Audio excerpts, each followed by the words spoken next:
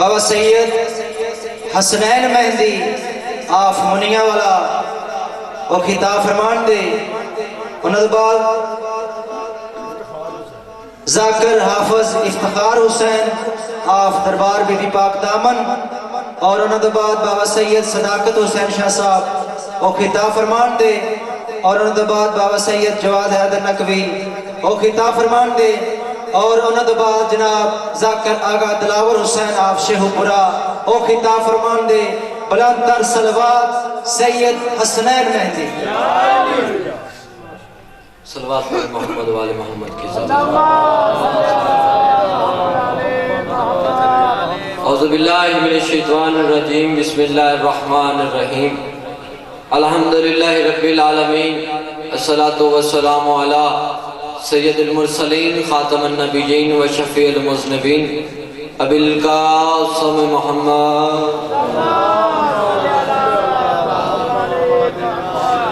وآلہ طیبین طاہرین المعصومین والمظلومین.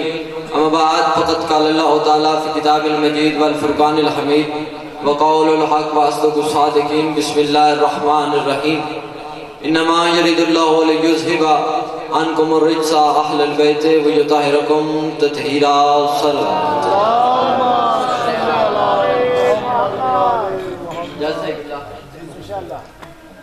بغیر کسی تمہید کے تشریح کے تفسیر کے اپنی نوکری کا اپنی ڈیوٹی کا آغاز کرنے لگا. ہمیں فخر ہے کہ اللہ نے ہمیں ایسے ہادیے پر حق عطا کیے. اگر ہم 21 رمضان کو امیر المومنین کا ماتم کرتے ہیں تو 13 رجب کو امیر کا جشن بھی مناتے ہیں. میرے ساتھ بولتے ہیں نا. اگر ہم 21 رمضان کو امیر المومنین کا ماتم کرتے ہیں تو 13 رجب کو امیر کا جشن بھی مناتے ہیں. اور یہ ذکر علی کا معجزہ ہے. بندے ہمارے رونے پہ ہنستے ہی نہیں, ہمارے ہنسنے پہ روتے بھی ہیں. جب ہم روتے ہیں تو لوگ خوشی محسوس کرتے ہیں, لیکن ہم جب خوش ہوتے ہیں تو لوگ غمگین ہو جاتے ہیں. اس وجہ سے نہیں کہ وہ ہمیں خوش دیکھنا نہیں چاہتے. خوشی تو ہر کسی کو اچھی لگتی ہے. خوش تو بندہ دشمن کو دیکھ کے بھی ہو جاتا ہے, لیکن صرف اور صرف وجہ یہ ہوتی ہے کہ بعض احباب کے ذہن میں یہ خیال آ جاتا ہے کاش ہمارا بھی کوئی ایسا ہوتا, کاش ہمارا بھی کوئی ایسا ہوتا. یہ خوشیاں ہم بھی مناتے, یہ چراغا ہم بھی کرتے, یہ لائٹیں ہم بھی لگاتے, لیکن کیا کریں لوگ لیلۃ القدر مناتے ہیں, اپنے مرشدوں کی راتیں نہیں مناتے. لوگ قرآن کے آنے کی راتیں مناتے ہیں. اور بعض احباب کو یہ بھی تکلیف ہوتی ہے, وہ کہتے ہیں جی جشن کا تو تصور ہی نہیں, جشن تو منانا ہی نہیں چاہیے. یہ شیعہ کہاں سے جشن لے آئے ہیں؟ کبھی علی کا جشن, کبھی حسن کا جشن, کبھی حسین کا جشن. جشن منانے نہیں چاہیے. جس بندے نے سارا سال ہمارے جشن پہ اعتراض کرنا ہے, یہ رجب ہے, رجب کے بعد شعبان, شعبان کے بعد رمضان, رمضان کی آخری راتوں میں ایک رات ہے. جس بندے نے سارا سال ہمارے جشن پہ اعتراض کرنا ہے, اس نے اس رات لائٹیں بھی لگانی ہے, چراغا بھی کرنی ہے, خوشیاں بھی منانی ہے. اس سے پوچھو یہ لائٹیں کیوں, یہ چراغا کیوں, یہ خوشیاں کیوں؟ وہ کہے گا جی آج قرآن کے آنے کی رات ہے, آج قرآن کے آنے کی رات ہے. پھر تیرے پاس سوچنے کے لیے وقت نہیں ہے. قرآن کے آنے کی راتیں مناتا ہے, جن کے گھر قرآن آیا ان کی راتیں نہیں مناتا.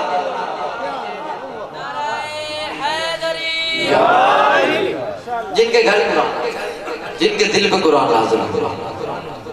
اور محترم سامعین گرامی قدر, جشن منانے کے لیے بیٹھتے ہو تو دو باتیں جشن منانے کے لیے بڑی ضروری ہوتی ہیں کہ جس کا جشن ہے وہ آیا کہاں تھا اور کب آیا. چلو میں آسان جملہ کر کے سمجھا دیتا ہوں. جشن میں ولادت منائی ہی نہیں جاتی, ولدیت بتائی بھی جاتی ہے. ولادت منانا ضروری نہیں, ولدیت بتانا بھی ضروری ہے. اور ہمارے لیے تو باعث شرف ہے نا, ہم تو فخر کے ساتھ کہہ سکتے ہیں ہمارے علی کعبہ میں آئے. اور یہ اعزاز بھی کسی کے پاس نہیں. لوگوں نے روایتیں مٹانا شروع کر دی ہیں, کتابیں مٹانا شروع کر دی ہیں.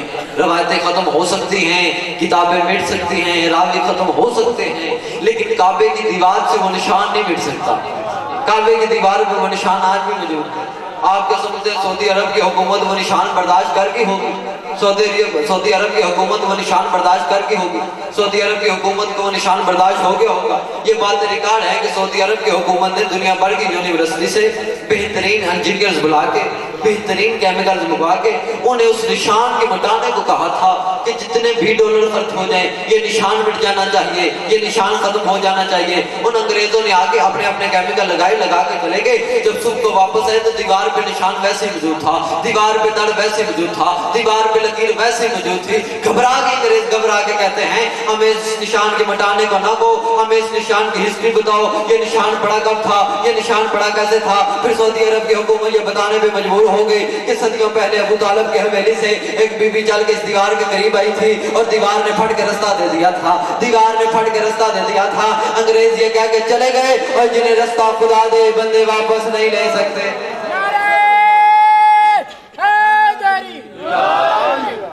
जिन्हें रास्ता खुदा दे बंदे वापस नहीं ले सकते, जिन्हें रास्ता खुदा दे बंदे वापस नहीं ले सकते। आवाज एक आवाज थोड़ी सी कम कर दे। और याद रहे ये वही काबा है जिससे एक नबी की मां को निकाला गया। बीबी मरियम रहती अल्लाह के घर में और बदूल थी। और किबला ये बात भी याद रहे कि यहाँ कुछ लोगों के ज़हन में, हमारे शियों के ज़हन में ये एक बात आ जाती है कि जनाबे मरियम को काबे से निकाला गया। नहीं, काबे से नहीं निकाला गया, मस्जिद अक्सा से निकाला गया, मस्जिद अक्सा से निकाला गया। आज हम कहते हैं ये मस्जिद बनी है, अल्लाह का घर है, अल्लाह का घर वही था। तो फजीलत तो बढ़ गई जनाबे से फातिमा बिन्त असद की। मरियम जैसी नबी की मां मस्जिद में नहीं आ सकती, अली की मां काबे में आई है। तवज्जो से बैठो, उन्हें मस्जिद अक्सा से निकाला गया, नबी की मां को मस्जिद अक्सा से निकाला गया। बतूल थी, शराइत सारी पूरी थी, फिर भी निकाल दिया। अब जो जश्न मनाने आए हो ना, जो सोचने नहीं, जो देखने नहीं, जो मनाने आए हो वो बोलना मेरे साथ। जो बंदा आप जश्न मनाने आया वो चुप कर गया तो मुझे दुख होगा। अली की मां आई नहीं, बुलाई गई है।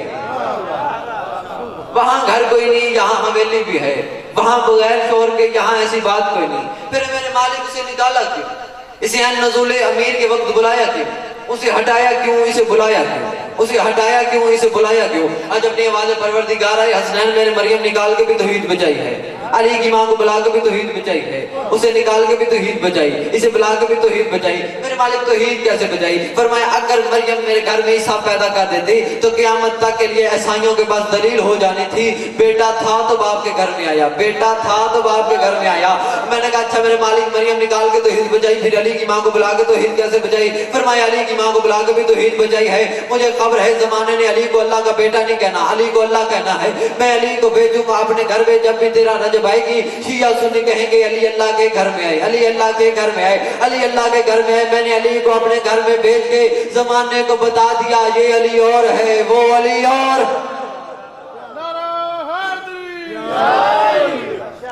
ये अली और है, वो अली और है। सलवात पढ़ेंगे। जमाने की औकात नहीं कि वो बताए कि अली किसे कहते हैं, बशर की हैसियत नहीं कि वो बताए कि अली किसे कहते हैं। नबी ने फरमाया था या अली अल्लाह को या मैं जानता हूं या तू अली जानता है, या अली मैं मोहम्मद को वो अल्लाह जानता है या तू अली जानता है, या अली मुझे रब काबा की कसम तुझ अली को या मैं मोहम्मद जानता हूं या वो अल्लाह जानता है। बात तो है कि अगर अली पढ़ना है तो लहजा तौहीद का होना जरूरी है, लफ्ज कुरान के होने जरूरी हैं, समात रसूल की होनी जरूरी है। ये सब कुछ इकट्ठा किया जाए तो फिर पता चलता है कि अली किसे कहते हैं, किसे कहते हैं अली। जुमले मैंने और 5-10 मिनट और पढ़ना है और आपको सलाम करने लगा हूं। अब बोले ना बोले दाद लेने की तलब ही नहीं है। अली किसे कहते हैं? अली उसे कहते हैं जो बाबे मदीना तुलील है, अली उसे कहते हैं जो बाबे मदीना तुलील है, वो अली जो नूरुल इस्लाम है, وہ علی جو صحب زمزم و صفا ہے، وہ علی جو مصباح الدجا ہے، وہ علی جو وارث مناو مکہ ہے، وہ علی جو حلال مشکلات ہے، وہ علی جو صحب معجزات ہے، وہ علی جو مولا کائنات ہے، وہ علی جو اللہ کا ہاتھ ہے، وہ علی جو فاتح خیبر ہے، وہ علی جو مالک تسلیم و کوثر ہے، وہ علی جو ثانی میں خانہ وحدت ہے، وہ علی جو کلمہ ثنائی حکمت ہے، وہ علی جو سند لا فتح ہے، وہ علی جو نیر کعبہ ہے، وہ علی جو برج انما ہے، وہ علی جو استاد جبرائیل ہے، وہ علی جو مداح رب الجلیل ہے، وہ علی جو کل ایمان ہے، وہ علی جو مفسر قرآن ہے، وہ علی جو سلطان انسی و جان ہے، وہ علی جو مولا المتقین ہے، وہ علی جو یوسف الدین ہے، وہ علی جو خطیب ممبر سلونی ہے، وہ علی جو عالم علم لدنی ہے، وہ علی جو حمل منزلت ہرونی ہے، وہ علی جو شاہ سوار و بدر احد ہے، وہ علی جو فاتح خندق و حنین ہے، وہ علی جو قمر مکہ ہے، وہ علی جو وسیع آخر ہے، وہ علی جو امیر المومنین ہے، وہ علی جو امام المتقین ہے، وہ علی جو یوسف الدین ہے، وہ علی جو امام المتقین ہے، وہ علی جو غالب علی کل غالب ہے، وہ علی جو علی ابن ابی طالب۔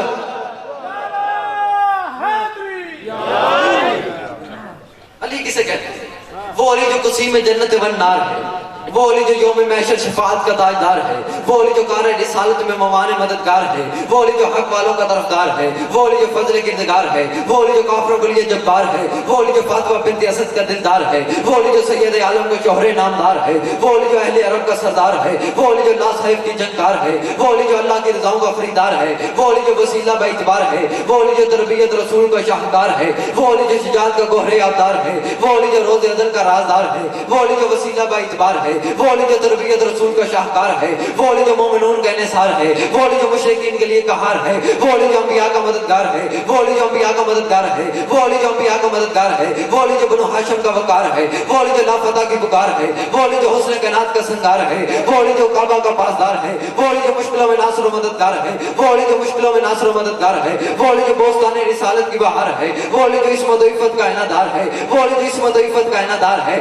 وہ علی جو خلافت رسول کا ورثہ دار ہے، تو بول نہ بول وہ علی ہے، تو سن نہ سن وہ علی ہے، تو آنا وہاں وہ علی ہے، وہ علی جو عرش برین پہ پہنچا تو اولا بنا، منبر غدیر پہ پہنچا تو مولا بنا۔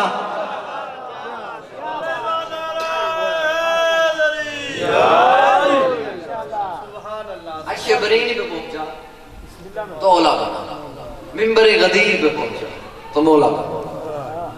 ایک آیت پڑھ دیں جی چھوٹی سی۔ ماشاءاللہ قرآن کہتا ہے اِنَّا اَوَّلَ بَيْتٍ بُوزِيَ لِلنَّاسِ لِلَّذِي بِبَكَّةَ مُبَارَكًا وَهُدًى لِلْعَالَمِينَ۔ اللہ قرآن میں کہتا ہے کہ ہم نے جو پہلا گھر انسان کی ہدایت کے لیے بنایا وہ مکہ والا ہے۔ انسان کی ہدایت کے لیے جو بنایا وہ مکہ والا ہے، اور خدا کہتا ہے اس گھر کا کام یہ ہے کہ وہ عالمین کو ہدایت کرتا ہے، عالمین کو۔ جشن کا ماحول ہے، مسکرایا بھی جائے تو عبادت ہے۔ اب جس کعبے کو خدا نے ہاتھی قرار دیا ہے نا، قبلہ اسی کعبے کے گرد لوگوں کی جبیں بگاڑ دی جاتی ہیں۔ جی بسم اللہ سے واجب الاحترام استاد محترم کی جگہ جتنے میرے بیٹھے مجھ سے سینئر ہیں، ان عمدہ مولا کے مدح خوانوں میں میری حیثیت اتنی سی ہے جتنی ایک حسین سے چہرے پہ ایک تل کی ہوتی ہے۔ تو جو کرتے ہیں نا، اللہ فرماتا ہے جو میں نے کعبہ بنایا ہے جو انسان کی ہدایت کے لیے وہ مکہ والا ہے۔ خدا نے تو اس گھر کا کام یہ ہے کہ وہ عالمین کو ہدایت کرتا ہے، اور ہدایت کے دو ضروری کام ہیں۔ ہادی کے لیے جو بندہ ہادی ہوتا ہے نا، دو واجبات یہ ہیں کہ جو ہادی ہو وہ بولتا ہو، اور جو ہادی ہو وہ پاک ہو۔ خدا نے کہا میرا کعبہ ہدایت کرتا ہے۔ اب کعبے کی پاکیزگی پہ کسی کو شک نہیں، کعبہ پاک ہے۔ اور خدا کہتا ہے کعبے کو جو ہادی ہوتا ہے اسے بولنا ضروری ہوتا ہے، اب کعبہ بولتا نہیں۔ اس کا مطلب ہے کہ ہدایت کا معیار ڈھونڈنا ہوگا کہ کعبہ ہدایت کرتا کیسے ہے۔ ہدایت ڈھونڈتے ہیں کہ ہدایت کا معیار ڈھونڈتے ہیں کہ کعبہ ہدایت کرتا کیسے ہے۔ میں بات مثال دے کے واضح کرتا ہوں۔ کسی بزرگ نے کسی بچے کا ہاتھ پکڑا ہوتا ہے، بازار میں جاتے جاتے سامنے والی پنڈی کی طرف اشارہ کر کے کہتا ہے بیٹا میں اسکول میں پڑھا تھا۔ پڑھایا سکول نے نہیں، اندر کوئی ٹیچر ہے۔ پڑھایا سکول نے نہیں، اندر کوئی ٹیچر ہے۔ جو ابھی بھی چپ کر کے بیٹھے ہو، بندہ پاس میں بیٹھ گئے، سامنے والی سواری کو کہہ رہا ہوتا ہے مجھے اس ہسپتال سے شفا ملی ہے، نبضیں ہسپتال نے نہیں دیکھی، اندر کوئی ڈاکٹر ہے۔ پڑھایا سکول نے نہیں، اندر کوئی ٹیچر ہے۔ وہ کعبہ بھی ہدایت نہیں کرتا، اندر کوئی ہاتھی ہے۔ خدا نے کہا میرا کعبہ ہدایت، جس کی وجہ سے خدا نے کہا میرا کعبہ ہدایت کرتا ہے. اور جس کعبے کو خدا نے ہاتھی قرار دیا ہے یہ کعبہ اصل نہیں. میں اتنے پڑھے لکھے مجمع میں اور اتنے مولا کے اتنے شعراء آفاق مداخوانوں میں ایک علمی جملہ کہنے لگا ہوں، یہ کعبہ اصل نہیں ہے. جس بیت اللہ کی طرف منہ کر کے سجدہ کیا جاتا ہے یہ کعبہ اصل نہیں ہے. یہ کعبہ اس بیت الممور کی شبیہ ہے. اب مجھے لگ رہا ہے کہ آپ کو بھی لطف آ رہا ہے سننے کا، بولتے ہیں نا میرے ساتھ. یہ کعبہ اصل نہیں، یہ کعبہ اس بیت الممور کی شبیہ ہے. وہ نور کا گھر، یہ مٹی کا گھر. وہ آسمان کا مرکز، یہ زمین کا مرکز. یہ مٹی کا اینٹوں کا گھر، وہ نور کا گھر. اچھا یہ کعبہ اس کعبے کی شبیہ ہے، یہ کعبہ اس کعبے کی شبیہ ہے. اب میں نے اپنی عمر میں جتنی مجھے سروس ہو گیا 2-3 سال میں مولا نے یہ کرم کیا ہے کہ میں ممبر پہ آ کے پڑھ لیتا ہوں. اور میں نے شیعہ قوم سے جو علی کو ماننے والے جو شیعہ بیٹھتے ہیں نا، ان سے زیادہ ذہین قوم میں نے کوئی نہیں دیکھی. اب میں بریک سے جملہ کہنے لگا ہوں، یہ کعبہ اصل نہیں، یہ کعبہ شبیہ ہے اس بیت الممور کی. وہ بیت الممور اصل ہے، وہ بیت الممور بھی اصل نہیں. یہ کعبہ اس کعبے کی شبیہ ہے، یہ کعبہ اس کعبے کی شبیہ ہے. بندے اصل کو سجدہ نہیں کرتے.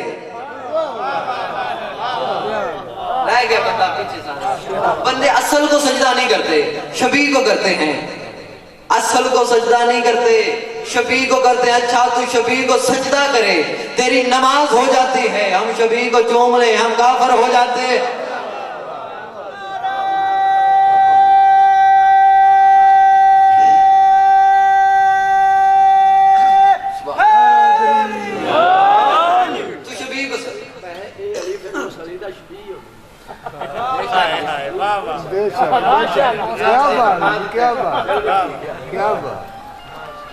یہ کعبہ اصل نہیں، یہ کعبہ شبیہ ہے. اچھا یہ جو مسجد کے اوپر گنبد بنا ہوتا ہے نا، یہ بھی شبیہ ہے. گنبد ایک خضرا ہے. یہ گنبد بنانے کا تصور مسلمانوں کے اندر کہاں سے آیا؟ انہوں نے رسول کے روضے کے اوپر بنا ہوا گنبد دیکھا، اس گنبد کو مسجد کے اوپر بنا ڈالا. پھر اسی مینار کی شبیہ مسجد کے اوپر بنائی. پھر اسی مسجد میں ایک ممبر رکھا جو رسول کے ممبر کی شبیہ ہے. جو اوپر گنبد وہ بھی شبیہ، جو نیچے ممبر وہ بھی شبیہ، جو اوپر گنبد وہ بھی شبیہ، جو نیچے ممبر وہ بھی شبیہ. دکھ مجھے تب ہوتا ہے جب مولوی شبیہ کے نیچے شبیہ میں بیٹھ کے کہہ رہا ہوتا ہے. شبیہ دیکھنے سے نکاح ٹوٹ جاتا ہے.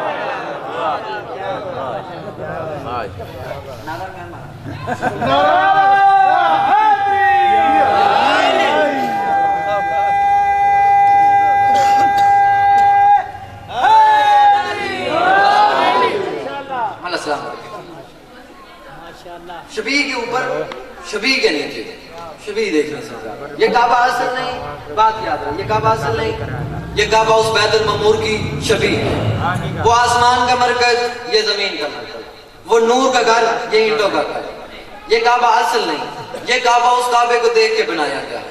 اور حضرت ابراہیم علیہ السلام نے کعبہ بنایا نہیں، کعبے کی دیواروں کو بلند کیا. کعبہ پہلے سے موجود تھا، کعبہ پہلے سے موجود تھا. یہ کعبہ اصل نہیں، یہ اس بیت الممور کی شبیہ ہے. یہ بیت الممور، یہ کعبہ اس بیت الممور کی شبیہ ہے. وہ بیت الممور بھی اصل نہیں، اس کے اوپر بھی ایک کعبہ ہے جسے عرش رحمان کہتے ہیں.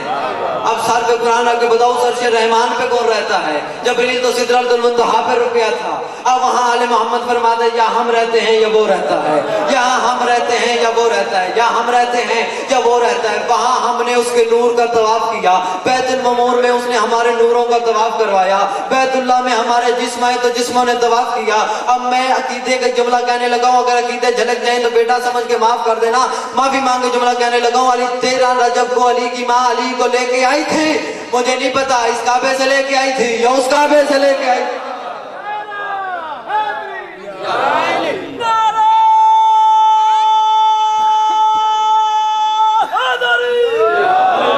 مجھے نہیں پتا اس کعبے سے لے کے آئی تھی، مولا سلامت رکھے، یا اس کعبے سے لے کے آئی. اور خدا نے قرآن میں کہا کہ میرے گھر میں 4 کام ہو.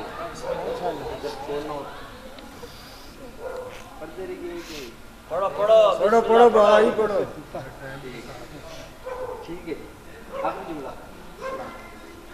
اللہ نے قرآن میں کہا ہے یا ابراہیم و اسماعیل ان طہر بیتی للطائفین والعاکفین ورکع السجود. اے ابراہیم اور اسماعیل میرے کعبے کو پاک رکھو. کس کام کے لیے؟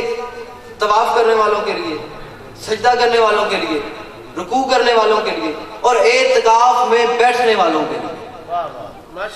میرے کعبے کو پاک رکھو 4 کاموں کے لیے، سجدہ کرنے کے لیے، رکوع کرنے کے لیے، طواف کرنے والوں کے لیے اور اعتکاف میں بیٹھنے کے لیے. سبحان اللہ. اب 4 کام خدا نے کہے ہیں. سجدہ کعبے کے اندر نہیں باہر ہوتا ہے، رکوع کعبے کے اندر نہیں باہر ہوتا ہے، طواف کعبے کے اندر نہیں باہر ہوتا ہے، اعتکاف کعبے کے باہر نہیں اندر ہوتا ہے. اور قبلہ آپ جانتے ہیں کہ اعتکاف کا دورانیہ زیادہ سے زیادہ 10 دن، کم سے کم 3 دن. علی کی ماں 13 رجب کو آئی تھی، 16 رجب کو گئی تھی. بات تو طے ہو گئی ہے، سوائے علی کی ماں کے کعبے میں آیا ہی کوئی نہیں. جس کے کعبے میں بیٹھنے کو اللہ قرآن میں اعتکاف دے اسے فاطمہ بنت اسد کہتے ہیں. 3 دن 3 راتیں علی کی ماں توحید کے مہمان ہے. کسی کتاب میں ثابت کرو کہ ایک دن بھی جناب ابو طالب شہزادی کو ڈھونڈنے کے لیے گئے ہوں. خبر تھی کہ جس کی امینہ ہے، ایک دن بھی ڈھونڈنے نہیں گئے. اور 3 دن علی کی ماں توحید کی مہمان ہے. 16 رجب کو رسول آئے. کسے لینے؟ علی کو لینے.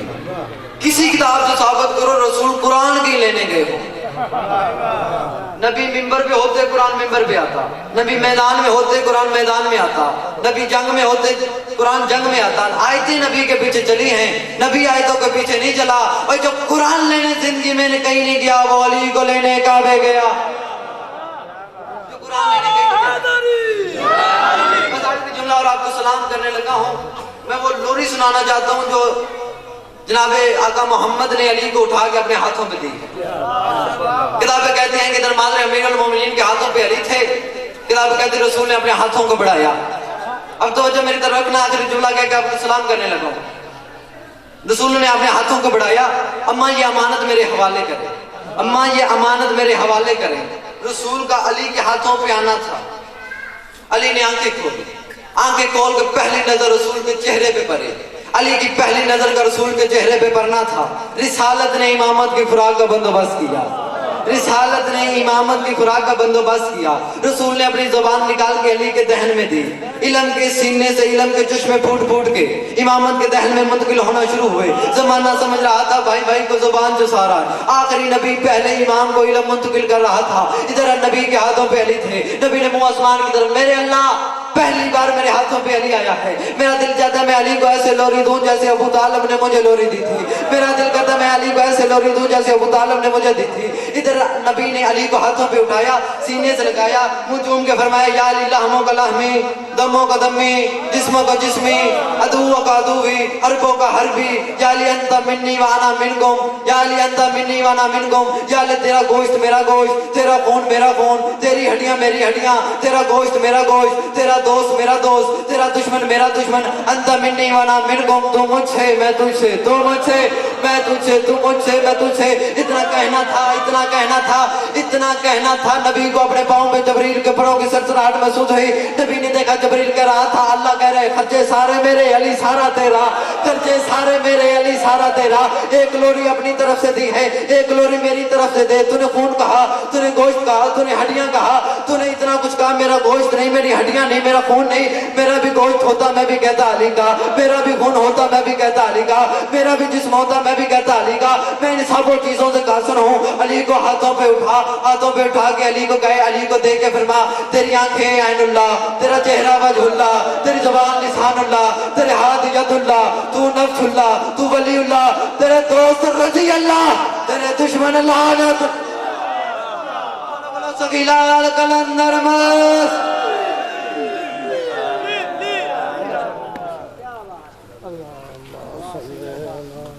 صلوات پر محمد